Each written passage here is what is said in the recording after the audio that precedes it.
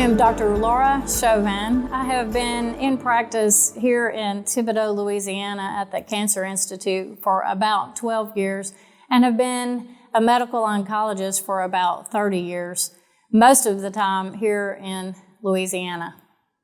I would like to welcome you to our discussion today about breast cancer.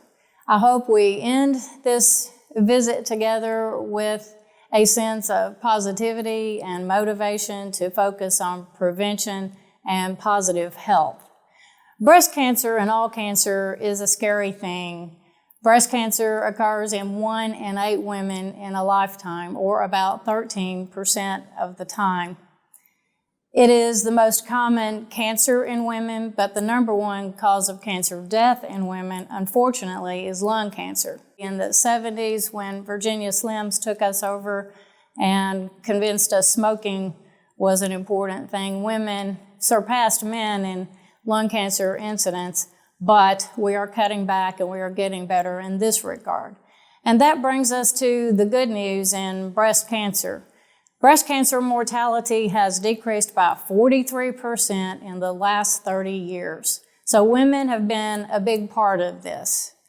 During this time, mammography came about and women became quite aware of accessing this way of early detection or screening. And certainly I encourage everyone to access screening tests for their health. One of the additional reasons mortality has decreased is definitely scientific research. We have much better treatments through the years, and we have more treatments. If a patient unfortunately has a stage 4 breast cancer, that woman will go through a number of treatments that will continue to respond. And these new treatments include not only chemotherapy, but immune treatments who utilize our own immune system to attack our cancers. Additionally, we have learned in these 30 years risk factors for all cancer, including breast cancer, and we are working hard to impact these things.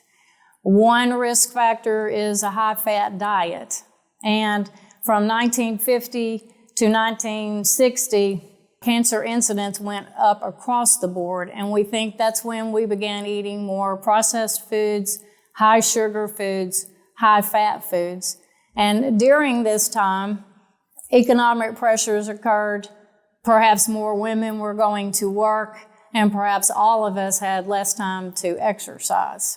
And we know that if we change our diet to a low-fat diet, a low-sugar diet, and if we exercise significantly every week, especially getting our heart rate up and keeping it up for 20 or 30 minutes several days a week, each of these endeavors decreases our cancer risk, including breast cancer risk. While smoking is not a large risk factor for breast cancer, people who are undergoing breast cancer treatment do much better if they don't have related heart disease and lung disease. So I hope our take-home message today is to work on healthy lifestyle and diet and exercise, not drinking too much alcohol. We know that more than 1 drink a day increases risk of breast cancer. And I should define what a drink is. A drink is 6 ounces of wine, 1 ounce of liquor, or 1 12-ounce beer. So here in South Louisiana, as one of my colleagues once described it, alcohol is one of the most common food groups in Louisiana, and we have to watch that and be careful in that regard. So there are some bad news things. Even though mortality is going down, early detection has much increased. And one is, unfortunately, that women under the age of 50 are having an increased diagnosis of breast cancer. And again, we think that is due to the dietary changes with fast foods that has happened over the last 40 years or so. Additionally, Black women have higher mortality than white women. And we do think, and we've known this for a long time, that breast cancer in Black women tends to be more aggressive. And it also seems perhaps delayed diagnosis and delayed access to treatment.